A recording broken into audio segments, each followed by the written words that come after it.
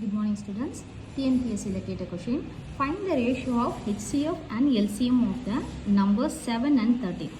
7 and 13 வந்து prime number. ஓகேவா? இப்போ இதில் HCF எவ்வளோ வரும்னு பார்க்கலாம். prime numberக்கு என்ன சேம் அதே தானே வரப்போகுது 7. இதுக்கு வந்து நம்ம இப்போ HCF கண்டுபிடிக்கலாம் 7 1 13க்கு என்ன வரும் அதே சேம் நம்பரால் தான் பண்ண முடியும். ஸோ இது ரெண்டுத்துக்கும் காமன் என்ன இருக்குது 1. ஓகேவா 7 into 1 into 13 into 1. இப்போ நம்ம என்ன பண்ணுவோம் HCFனா காமன் தான் எடுப்போம். ஸோ 1 HCF என்ன 1. இப்போ இதே வேல்யூக்கு நம்ம LCM எடுக்கலாம். LCM எடுத்தால் என்ன வந்து பாருங்க 7 13.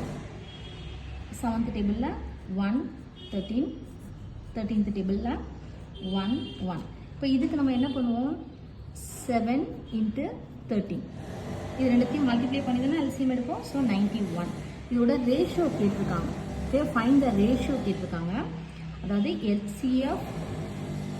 எல்சிஎம்மோட ரேஷியோ. இப்போ இது வந்து என்ன 1:91. Option A is the right answer.